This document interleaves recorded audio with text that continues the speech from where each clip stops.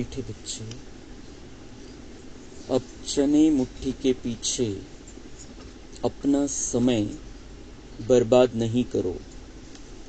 अब बाप के मददगार बन बाप का नाम बाला करो। विशेष कुमारियों प्रति चलाए हुए ये बाबा के महावाक्य, लेकिन आज हम सब के लिए ज़रूरी है। उस समय बाबा ने चलाए थे ये महावाक्य कुमारियों को प्रेरणा देने के लिए, लेकिन ये सभी महावाक्य आज की परिस्थिति में हम सब के लिए ज़रूरी है। प्रश्न, इस ज्ञान मार्ग में तुम्हारे कदम आगे बढ़ रहे हैं, उसकी निशानी क्या है? उत्तर, जिन बच्चों को शांतिधाम और सुखधाम सदा याद रहता है, याद के समय बुद्धि कहाँ पर भी भटकती नहीं है, बुद्धि में व्यर्थ के ख्यालात नहीं आते, बुद्धि एकाग्र है, झुटका नहीं खाते, खुशी का पारा चढ़ा हुआ है, तो इससे सिद्ध है कि कदम आगे बढ़ रहे हैं। ओम शांति। बच्चे इतना समय यहाँ बैठे हैं, दिल में भी आता है कि हम जैसे शिवालय में बैठे हैं। शिव बाबा भी याद आ जाता है, स्वर्ग भी याद आ जाता है, याद से ही सुख मिलता है। यह भी बुद्धि में याद रहे, हम शिवालय में बैठे हैं तो भी खुशी होगी। जाना तो आखिरी सभी को शिवालय में है, शांति धाम में कोई को बैठ नहीं जाना है। वास्तव में शांति धाम को भी शिवालय कहेंगे, सुख धाम को भी शिवालय कहेंगे, दोनों स्थापन करते हैं। तुम बच्चों को याद भी दोनों को करना है। वह शिवालय है शांति के लिए और यह शिवालय है सुख के लिए। यह है दुख धाम। अभी तुम संगम पर बैठे हो। शांति धाम और सुख धाम के सिवाय और किसकी भी याद नहीं होनी चाहिए। भल कहाँ भी बैठे हो, धंधे आदि में बैठे हो, तो भी बुद्धि में दोनों शिवालय याद आने चाहिए। दुख धाम भूल जाना है। बच्चे जानते हैं यह वैश्यालय दुख धाम अब खत्म हो जाना है। ही जी दुनिया आहे आजची कंप्लीट दुःखधाम, दुःखाचं घर झालेली आहे। दुःखच दुःख आहे या दुनियेमध्ये। तर बाबा म्हणताय आता या दुनियेचा विचार नाही करायचा आहे, या दुनियावाल्यांचा तसं त्या पद्धतीने नहीं बघायचंय त्यांच्याकडे। ऐसा क्यों वैसा क्यों, वो जो दुख उनसे हम प्राप्त कर लेते हैं सोच सोच कर, वो नहीं करना है।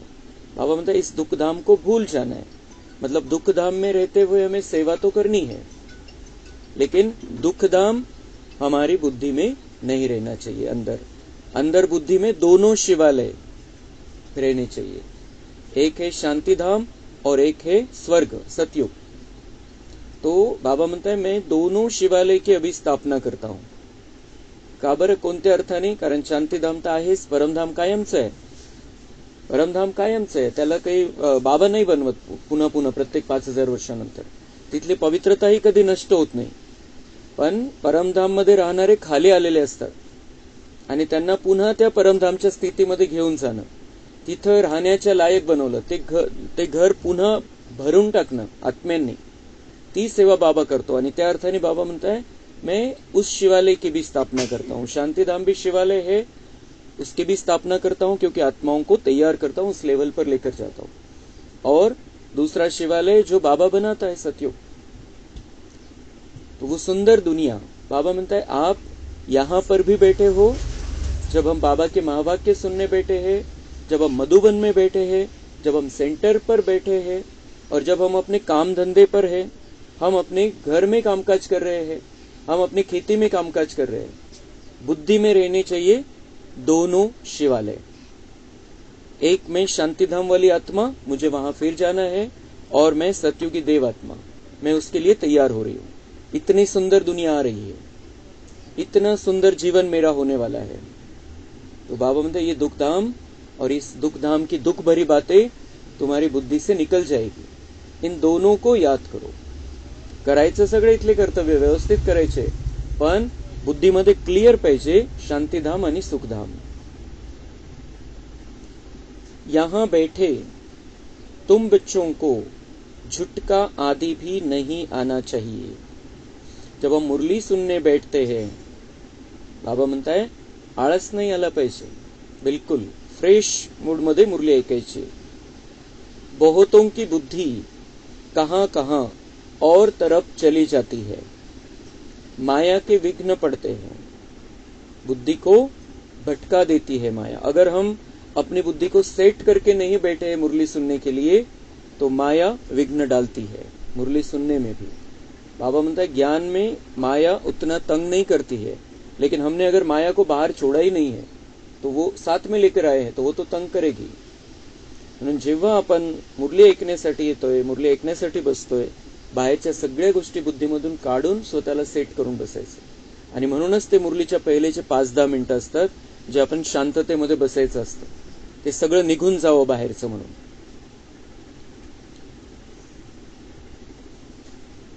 तुम बच्चों को बाप घड़ी घड़ी कहते हैं, बच्चे मन मना भव. भिन्न भिन्न प्रकार की युक्तियां भी बतलाते हैं. यहां बैठे हो, बुद्धि में यह याद करो कि हम पहले शांतिधाम शिवालय में जाएंगे, फिर सुखधाम में आएंगे. ऐसा याद करने से पाप कटते जाएंगे. योग लागत नाही. बऱ्याच जणांची कंप्लेंट असते की मी आत्मा परमात्म्याशी कनेक्शन कसं, योग नाही लागत. तर अजून एक उपाय, सोपा उपाय बाबा सांगताय कि बुद्धि में यह याद करो कि हम पहले शांतिधाम शिवालय में जाएंगे और फिर सुखधाम में आएंगे. ऐसा याद करने से पाप कटते जाएंगे. का बरं? कारण त्यावेळेला हम जाएंगे मतलब कौन जाएगा? आत्मा जाएगी, म्हणजे ऑटोमेटिक आत्मिक स्थिति झाली. और परमधाम क्या है? मेरे बाबा का घर है, मेरा बाबा मुझे वहां लेने के लिए आया, तो बाबा की याद रहेगी. तो आत्मा परमात्मा को ही याद कर रही है उसमें. और मैं सुखधाम में जाऊंगा तो बाबा से वर्षा लेकर जाने वाला हूं. बाबा मुझे सुखधाम में लेकर जाने के लिए आया है. तर ती ऑटोमॅटिक परमात्म्याची आठवण आहे, सहज पद्धतीची. असं नाही की कंटिन्युअस बस मैं आत्मा परमात्मा की संतान, किंवा मग त्या पद्धतीने, किंवा बाबांचे व्हायब्रेशन येत आहे, मी आत्मा इथं बसलेली आहे, मी बाबांच्या जवळ आहे, असं प्रत्येक वेळेला नाही करू शकत. ती एक सर्वोच्च अवस्था आहे. पण बाबा म्हणते अगर आप ऐसा भी सोचते जाओ कि हम पहले शांतिधाम शिवालय जाएंगे और फिर सतयुग में आएंगे, सुखधाम में आएंगे, तो ऐसी भी याद बाबा की, इस तरीके की भी याद हमारे पाप खत्म करेगी. जितना तुम याद करते हो उतना कदम बढ़ाते हो. यहां और कोई ख्यालात में नहीं बैठना चाहिए, नहीं तो तुम औरों को नुकसान पहुंचाते हो, फायदे के बदले और ही नुकसान करते हो. मुरली क्लास सगळ्यात सुंदर व्हायब्रेशन सगळ्यांनी प्राप्त करण्यासाठी हे स्थान असतं. प्रत्येक ठिकाणी जिथे मुरली चालते, संघटनमध्ये मुरली का ऐकायची असते? कारण सगळ्यांचे व्हायब्रेशन एक झालेले असतात, सगळे एका बाबाशी कनेक्ट झालेले असतात, सगळ्यांना बाबांचे व्हायब्रेशन येत असतात. पण जर आपण दुसऱ्या विचारामध्ये, तर आपण ते वातावरणामध्ये टाकतोय, मुरली क्लासच्या वातावरणामध्ये. तो बाबा म्हणता यहां पर और दूसरा कोई ख्यालात नहीं रहना चाहिए, नहीं तो दूसरों को नुकसान पोहोचे. त्यांचं मन पण एकाग्र होणार नाही. म्हणून पक्क करून यायचंय. म्हणून तर मुरलीच्या आधी 5 मिनिटं यायला पाहिजे, की बिलकुल स्थिर सगळं सोडून द्यायचंय. बाहेरच्या सगळ्या गोष्टी बुद्धीमधून काढून टाकायच्या. एक बाबा मुझे अब मेरे अच्छे जीवन के लिए, मेरे सुनहरे भविष्य के लिए आज मुझसे बातें करने वाला है, और मैं उसकी याद में, उसकी छत्र छाया में इन बातों को सुनने वाला हूं. या स्थितीमध्ये आपल्याला मुरली ऐकायची. तर म्हणजे मुरली सोबत योग पण होऊन जाईल. तो करंट बाबांचा आपल्यामध्ये येत राहील. आणि या पाऊण तासामध्ये आपले बरेचसे पाप कर्म भस्म आपण करून घेऊ शकतो. तेवढे एकाग्र आपण घरी नाही होऊ शकत, तितकी स्थिति नहीं बनत. तो इसलिए इस क्लास का फायदा ज्ञान को समझने के लिए, धारण करने के लिए और साथ साथ योग के लिए भी हमें कर लेना है. या पाऊण तासात आपण 24 तासाची कमाई करू शकतो. आपल्याला 8 तासापर्यंत पोहोचायचंय, कंटिन्युअस बाबांच्या आठवणीमध्ये राहायचंय, पण जी पॉवरफुल आठवण आहे आणि त्याची पॉवरफुल प्राप्ती आहे ती इथं आपण मुरली क्लासमध्ये करू शकतो. त्याची पद्धत बाबा आज सांगताय की तुम्हाला दुसरे कोणतेही विचार मुरली ऐकत असताना करायचे नाही, याचा त्याचा इकडचा तिकडचा काहीच नाही. तो हम अपना भी नुकसान करते हैं और दूसरों को भी नुकसान पहुंचाते हैं. इसलिए बहुत अटेंशन से हमें बाबा के महावाक्यों को अपने अंदर लेना है.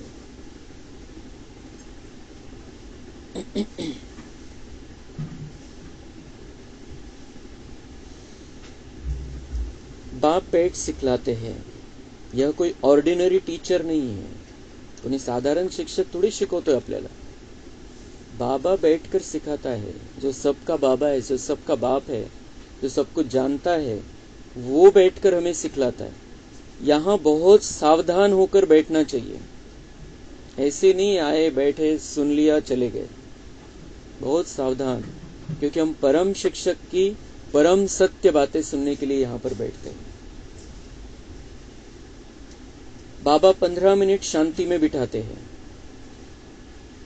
पहले मुरलीच्या आधी 15 मिनिट योग.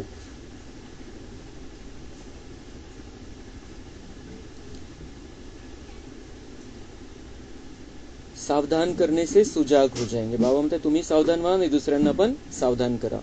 जो याद में नहीं रहते, व्यर्थ ख्यालात चलाते रहते हैं, वह जैसे विघ्न डालते हैं, क्योंकि बुद्धि कहाँ न कहाँ भटकती है. महारथी, घोड़ेसवार, प्यादे सब बैठे हैं. बाबा आज विचार सागर मंथन करके आए थे. ब्रह्मा बाबा त्यांची सेवेची प्लॅनिंग सदा चालत राहायची, तो उनका विचार चलता रहता था. आज बाबा ने वो शेयर किया है कि म्यूजियम में अथवा प्रदर्शनी में तुम बच्चे जो शिवालय, वैश्यालय और पुरुषोत्तम संगम युग तीनों ही बताते हो, यह बहुत अच्छा है समझाने के लिए. यह चित्र बहुत बड़े बड़े बनाने चाहिए.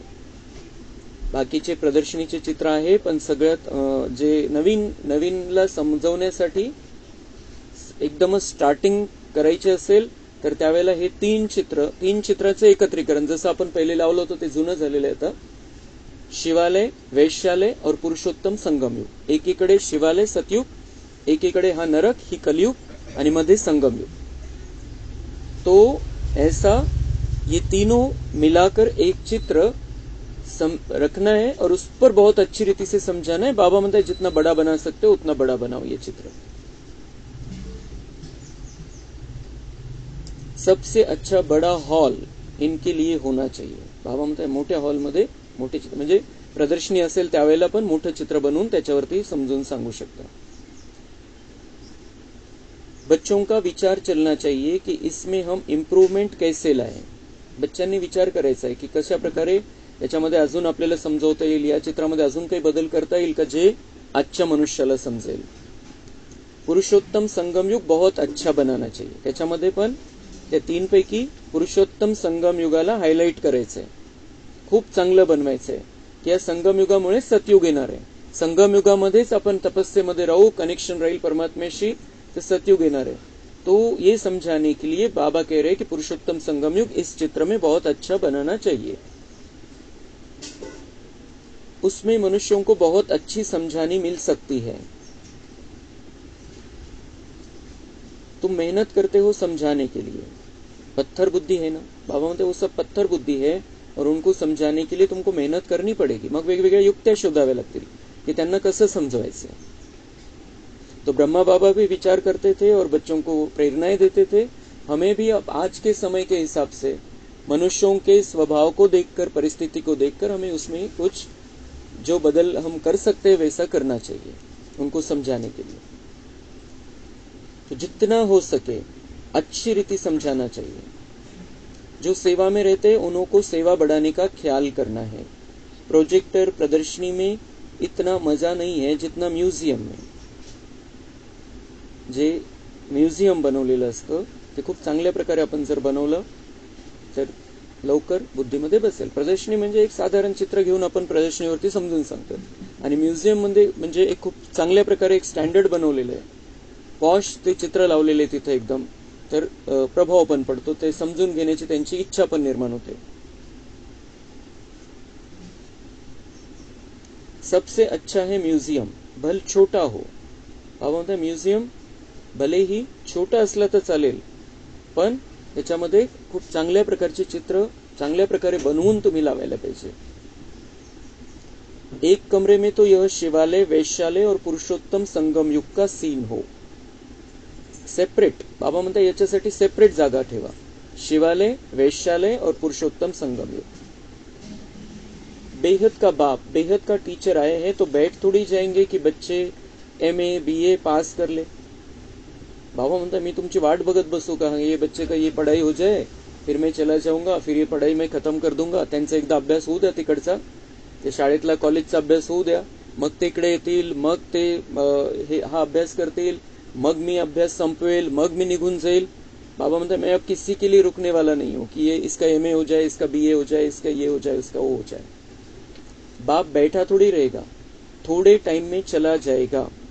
बाकी थोड़ा समय है तो भी जागते नहीं. अच्छी अच्छी जो बच्चियां होंगी वह कहेंगी कि इन 400-500 रुपए के लिए क्यों हम मुफ्त अपना टाइम बर्बाद करें.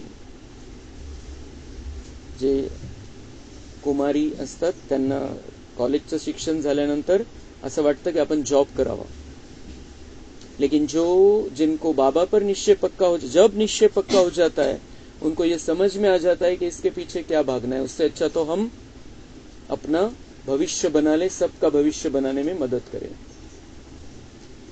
तो अपना टाइम हम बर्बाद करेंगे, फिर शिवालय में हम क्या पद पाएंगे. बाबा देखते हैं कुमारियां तो फ्री है, भले कितना भी बड़ा पगार हो तो भी यह तो जैसे मुट्ठी में चने हैं.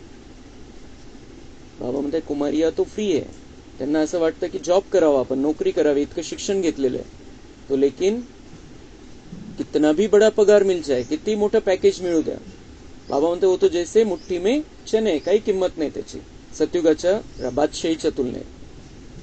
यह सब खलास हो जाएंगे, किती पैसे कमवा, किती पगार असू द्या, बाबा म्हणते सब खत्म होना है, कुछ भी रहेगा नहीं. बाप चने मुट्ठी अब छुड़ाने आए हैं परंतु छोड़ते ही नहीं.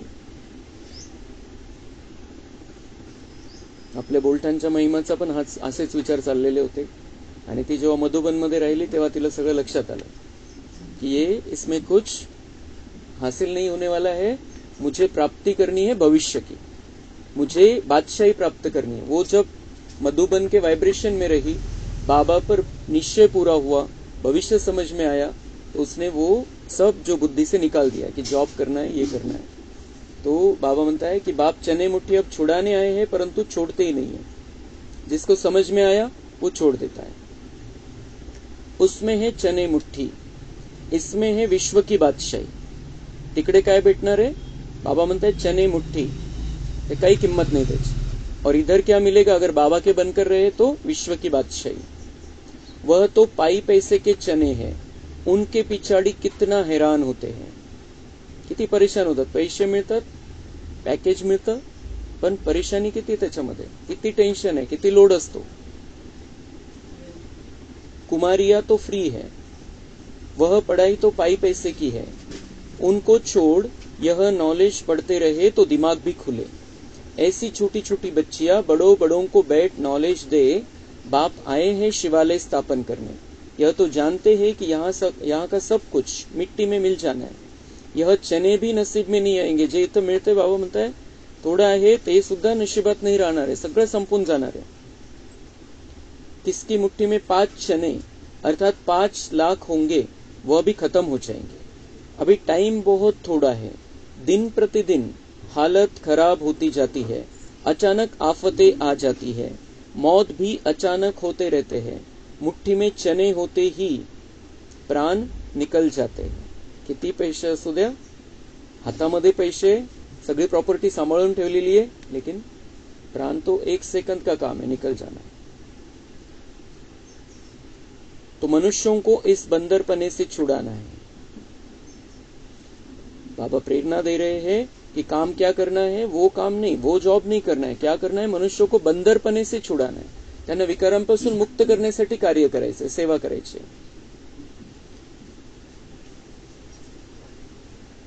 मनुष्यों को सुधारना है. बाप तुम बच्चों को विश्व की बादशाही दे रहे हैं, बाकी तो चना अभी किसको नसीब में नहीं आएगा, सब खत्म हो जाएंगे. इससे तो क्यों न बाप से बादशाही ले लो. ये जो बाबा बादशाही देगा, गुप्त हमारा भाग्य बनेगा, वो साथ में लेकर जाए. या कितना भी कमाया, सब यहाँ का यहाँ ही रहना है, मिट्टी में मिल जाना है, खत्म होना है, भस्म हो जाना है. तो बाबा हम सबको ये प्रेरणा दे रहे हैं कि अभी हमें बाप से बादशाही लेनी है. कोई तकलीफ की बात नहीं, सिर्फ बाप को याद करना है और सुदर्शन चक्र फिराना है. चने से मुट्ठी खाली कर हीरे जवाहरों से मुट्ठी भरकर जाना है.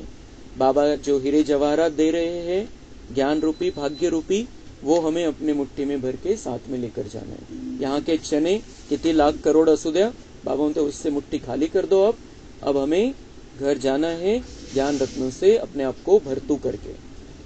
बाप समझाते, मीठे बच्चे, इन चने मुट्ठी के पिछाड़ी तुम अपना समय क्यों बर्बाद करते हो. हाँ, कोई बुजुर्ग है, बाल बच्चे बहुत है, तो उनको संभालना होता है. बाबा म्हणते ज्याचं कर्तव्य आहे, जिम्मेदारी आहे, त्याने त्याचं पालन करायचं, जरूर करणं आवश्यक आहे. बाबा म्हणतात कुमारियों के लिए तो बहुत सहज है. कोई भी आए, त्यांना इतके जिम्मेदारी नसते कुमारींना. कोई भी आए तो उनको समझाओ कि बाप हमको यह बादशाही देते हैं, तो बादशाही लेनी चाहिए ना. अभी तुम्हारी मुट्ठी हीरों से भर रही है, बाकी और तो सब विनाश हो जाएंगे. बाप समझाते हैं, तुमने 63 जन्म पाप किए हैं. दूसरा पाप है बाप और देवताओं की ग्लानि करना. विकारी भी बने हैं और गाली भी दिया है. बाप की कितनी ग्लानि की है. बाप बच्चों को बैठ समझाते हैं, बच्चे टाइम नहीं गंवाना चाहिए. ऐसे नहीं बाबा हम याद नहीं कर सकते. बोलो बाबा हम अपने को आत्मा याद नहीं कर सकते, अपने को भूल जाते. देह अभिमान में आना गोया अपने को भूलना. अपने को आत्मा याद नहीं कर सकते तो बाप को फिर कैसे याद करेंगे. बहुत बड़ी मंजिल है, सहज भी बहुत है, बाकी हाँ माया का ऑपोजिशन होता है. बाबा म्हणता है, बच्चे कहते बाप को याद नहीं कर सकते, इसका मतलब अपने आप को आत्मा नहीं समझते, अपने आप को ही पहचाना नहीं है. बाप को याद नहीं कर सकते, इसका मतलब अपने आप को ही पहचाना नहीं है, समझते नहीं अपने आप को कि मैं आत्मा हूं. अगर मैं समझता हूं मैं आत्मा हूं तो बाबा की याद ऑटोमेटिक है. बाबा की याद नहीं, इसका मतलब अपने आप को ही भूले हुए. तो हमें अपनी चेकिंग करनी है, अपने आप को हमें आत्मिक स्थिति में रखना है. बाबा ऑटोमेटिक हमारी बुद्धि में रहेगा. तो बाबा म्हणतात बहुत बड़ी मंजिल है और सहज भी बहुत है. फक्त काय, माया का ऑपोजिशन होता है. माया म्हणजे आपल्यामधली कमजोरी, आपली ती स्थिती जी द्वापरपासून आपण बनवून घेत आलो, ती स्थिती आणि ती जी सेटिंग झालेली आहे ती मध्ये मध्ये आपल्याला तंग करत असते. पण त्या सेटिंग पासून आपल्याला मुक्त व्हायचंय आणि संगम युगाची सेटिंग करून घ्यायची. तो माया हमें अपोज नहीं करेगी, विरोध नहीं करना. बाप बैठ बच्चों को सावधान करते हैं. बच्चे बच्चे कह समझाते हैं. तुम शिवालय और वैश्यालय को समझते हो, बेहद की बात है. यह क्लियर कर दिखाओ तो मनुष्यों को कुछ मजा आए. वहां तो ऐसे ही हंसी कुड़ी में समझाते हो, सिरियस हो समझाओ तो अच्छी रीती समझे. बाबा म्हणते समज असं रमणीकतेने राहायचंय, पण ज्यावेळेला समजायचंय त्यावेळेला सिरियसली समजवायचंय. कारण खरं सांगतोय आपण, स्पष्ट सांगायचंय ते. तो मनुष्यों को ये मजा आएगा ये समझकर कि शिवालय और वैश्यालय क्या है और अभी ये पुरुषोत्तम संगम युग क्या है और हम शिवालय में कैसे पहुंच सकते हैं, हमारा भविष्य कैसे बन सकता है. अच्छी रीति समझे. रहम करो अपने पर. क्या इस शिवालय में ही रहना है. तो बाबा म्हणतात त्यांना प्रश्न विचारा, स्वतःवरती दया करा. तुम्हाला या अशा दुनियेमध्ये राहायचंय की सुंदर दुनियेमध्ये चालायचंय. ती सुंदर दुनिया येतीये, त्याच्यासाठी तुम्ही तयारी करा की हीच अशीच ही दुःखाच्या दुनियेमध्येच तुम्हाला राहायचंय. बाबा म्हणते त्यांना सगळं दाखवून, ते सगळं स्पष्ट करून मग त्यांना प्रश्न विचारा, काय तुम्हाला अशा दुनियेमध्ये राहायचंय. तो उनकी बुद्धि में कुछ तो आएगा, आज नहीं कल आएगा, वो सोचेंगे तो जरूर. स्पष्ट भाषेमध्ये सांगायचं. तो उनको वो सवाल हमारे खींचेंगे बाबा की तरफ. तुम कन्याओं के पास क्या है? कन्या को गरीब कहा जाता है, क्योंकि बाप का वर्षा तो बच्चे को मिलता है, बाकी कन्या दान दिया जाता है तब विकार में जाती है। कहेंगे शादी करो तो पैसे देंगे, पवित्र रहना है तो एक पाई भी नहीं देंगे। मनोवृत्ती देखो कैसी है। कन्यादान करतात, लग्नामध्ये लाखो करोडो रुपये खर्च करायची तयारी असते, और कन्या जब बोलते मुझे समर्पित होना है तो कहते तुम्हें पवित्र रहना है तो हम एक पैसा भी नहीं देंगे तुमको। अशी मनोवृत्ती झालेली आहे। तुम कोई से भी डरो मत, कन्यांना बाबा प्रेरणा देता, तुम कोई से भी डरो मत, खुली रीति समझाना चाहिए, फुर्त होना चाहिए। तुम तो बिल्कुल सच कहते हो, बाबा म्हणता एकदम आत्मविश्वासाने आणि एकदम मोकळेपणाने समजून सांगायचे, कारण तुम्ही सत्य सांगताय। यह है संगम है, उस तरफ है चने मुट्ठी, इस तरफ है हीरों की मुट्ठी। अभी तुम बंदर से मंदिर लायक बनते हो, पुरुषार्थ कर हीरे जैसा जन्म लेना चाहिए ना। शक्ल भी बहुत बहादुर शेरनी जैसी होनी चाहिए। कोई कोई की शक्ल जैसे रीढ़ बकरी मिसल है, कमजोरी नहीं दिसली पाहिजे चेहऱ्यावर, निराशा उदासी नहीं दिसली पाहिजे, शेर जैसी बहादुर शक्ल होनी चाहिए। थोड़ा आवाज से डर जाएंगे, असे कोणी कोणी इतके कमजोर असतात, थोडा आवाज केला कोणी, थोडंसं चिडून बोललं, थोडंसं धाक दाखवला तर घाबरून जातात। तो बाबा म्हणतात आप तो सर्वशक्तिमान की संतान हो, मास्टर सर्वशक्तिमान, उसी स्थिति में रहना है। तो बाप सभी बच्चों को खबरदार करते हैं, कन्याओं को तो फंसना नहीं चाहिए, और ये बंधन में फंसेंगे तो फिर विकार के लिए डंडे खाएंगे। ज्ञान अच्छी रीति धारण करेगी तो विश्व की महारानी बनेगी।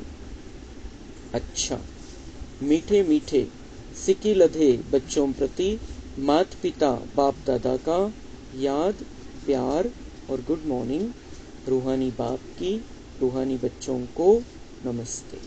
हम रूहानी बच्चों की रूहानी बाप दादा को याद, प्यार, गुड मॉर्निंग, नमस्ते। वहाँ बाबा वहाँ, शुक्रिया बाबा शुक्रिया। धारणा के लिए मुख्य सार है, चने मुट्ठी छोड़ बाप से विश्व की बादशाही लेने का पूरा पुरुषार्थ करना है। किसी भी बात में डरना नहीं है, निडर बन बंधनों से मुक्त होना है। अपना समय सच्ची कमाई में सफल करना। इस दुखधाम को भूल शिवालय अर्थात शांति धाम, सुख धाम को याद करना है। माया के विघ्नों को जान उनसे सावधान रहना है। वरदान है, गीता का पाठ पढ़ने और पढ़ाने वाले नष्टो मोहा स्मृति स्वरूप भव। गीता ज्ञान का पहला पाठ है अशरीरी आत्मा बनो, और अंतिम पाठ है नष्टो मोहा स्मृति स्वरूप बनो। जो दुनिया वालों ने गीता बनाई उसका भी पहला पाठ अशरीरी आत्मा बनो, और अंतिम पाठ है नष्टो मोहा स्मृति स्वरूप बनो। लेकिन बाबा ने हमें उसकी सत्यता समझाई है कि मैं आत्मा हूँ, अशरीरी आत्मा हूँ, परमात्मा की संतान हूँ, आणि तो अभ्यास करत करत अंतिम स्थिती आपली ही या स्थितीपर्यंत पोहोचायचे, नष्टो मोहा स्मृति स्वरूप। नष्टो मोह नष्ट हो गया है और मैं आत्मा एक बाबा की याद में हूँ। तो पहला पाठ है विधी और अंतिम पाठ है विधी से सिद्धी। पहिला धडा आत्मा समजण्याचा, ती आहे विधी, ती आहे पद्धती, आणि अंतिम धडा आहे विधी से सिद्धी। सिद्धी काय प्राप्त करायची? आत्मिक स्थितीमध्ये राहून नष्टो मोहा स्मृति स्वरूप बनायचे। तो हर समय पहले स्वयं यह पाठ पढ़ो, फिर औरों को पढ़ाओ।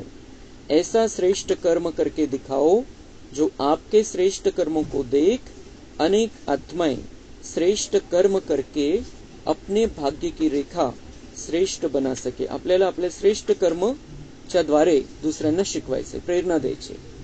आपण जितके चांगले कर्म करू त्याचा परिणाम हळूहळू सगळ्यांवरती होईल, आणि ते पण त्यांना पण प्रेरणा मिळेल, ते पण श्रेष्ठ कर्म करतील आणि आपलं भाग्य बनवून घेतील। श्रेष्ठ कर्म ही भाग्य बनवण्याची कलम बाबांनी आपल्या हातामध्ये दिलेली आहे। तो हमें उस कलम से अपने श्रेष्ठ भाग्य को लिखना है, श्रेष्ठ कर्म करके, और हमारा उदाहरण सबके सामने हो, और वो भी श्रेष्ठ कर्म करके अपना श्रेष्ठ भाग्य बना सके। स्लोगन है, परमात्मा स्नेह में समाये रहो तो मेहनत से मुक्त हो जाएंगे। अच्छा, ओम शांति।